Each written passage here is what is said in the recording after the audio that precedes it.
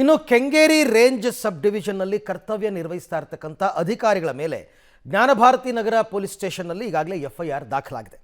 Inspector Raghavendra, Vasudeva SN, ಅಬಕಾರಿ inspector ಹಾಗೂ ಸಿಬ್ಬಂದಿಗಳ ಮೇಲೆ ದೂರು ದಾಖಲಾಗಿದೆ. ಪೂರ್ಣಿಮಾ ಎಂಬ ಮಹಿಳೆ ಕೊಟ್ಟ ದೂರಿನ ಆಧಾರದ ಮೇಲೆ ಎಫ್ಐಆರ್ ದಾಖಲು ಮಾಡಲಾಗಿದೆ.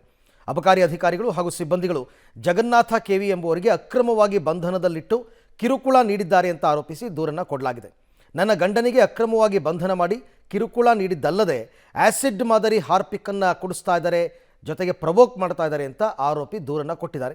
ಘಟನೆಗೆ ಕಾರಣವಾಗಿರುವವರ ವಿರುದ್ಧ ಕಾನೂನು ಕ್ರಮ ಜರುಗಿಸಬೇಕು ಅಂತ ಪೂರ್ಣಿಮಾ ಅನ್ನೋರು ಈಗ ದೂರನ್ನು ನೀಡಿದ್ದಾರೆ. ಘಟನೆ ಸಂಬಂಧ ಪ್ರಕರಣ ದಾಖಲಿಸಿಕೊಂಡಿರುವ ಜ್ಞಾನಭಾರತಿ ನಗರ ಪೊಲೀಸರು ತನಿಖೆ ನಡೆಸ್ತಾ ಇದ್ದಾರೆ. ಇನ್ನು ಕಳ್ಳರ ಕಾಟಕ್ಕೆ ಬೆದರಿ ಸ್ನೇಹಿತೆಯ ಮನೆಯಲ್ಲಿ ಹಣ ಮತ್ತು ಚಿನ್ನವನ್ನು ಇಟ್ಟಿದ್ದ ಸರ್ಕಾರಿ ಅಧಿಕಾರಿಗೆ ಮೋಸ ಆಗಿರ್ತಕ್ಕಂಥ ಘಟನೆ ಬೆಂಗಳೂರಿನ ಬ್ಯಾಡರಹಳ್ಳಿ ಠಾಣಾ ವ್ಯಾಪ್ತಿಯಲ್ಲಿ ನಡೆದಿದೆ. ಬೆಂಗಳೂರು ಜಲಮಂಡಳಿ ಕಂದಾಯ ವ್ಯವಸ್ಥಾಪಕಿ ಕೆಎನ್ ರೂಪಾಗೆ ಆಕೆಯ ಸ್ನೇಹಿತೆ ಮತ್ತು ಆತನ ಪತಿ ವಂಚಿಸಿದ್ದಾರೆ ಅಂತಕ್ಕಂಥ ಆರೋಪ ಕೇಳಿಬಂದಿದೆ. ಈ ಸಂಬಂಧ ಬ್ಯಾಡರಹಳ್ಳಿ ಪೊಲೀಸ್ ಸ್ಟೇಷನ್ನಲ್ಲಿ ರೂಪಾ ಅವರು ದೂರನ್ನು ದಾಖಲು ಮಾಡಿದ್ದಾರೆ.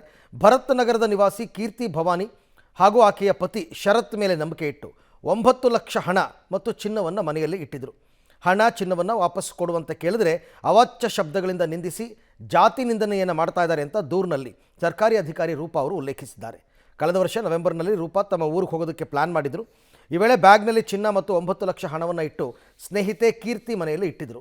ಊರಿಗೆ ಹೋಗಿ ವಾಪಸ್ ಬಂದಾಗ ಹಣನೂ ಇಲ್ಲ, ಚಿನ್ನನೂ ಇಲ್ಲದಂತಾಗಿದೆ. ಸದ್ಯ ಈ ಸಂಬಂಧ ಬ್ಯಾಡರಹಳ್ಳಿ ಪೊಲೀಸ್ ಸ್ಟೇಷನ್ನಲ್ಲಿ ದೂರು ದಾಖಲಾಗಿದೆ.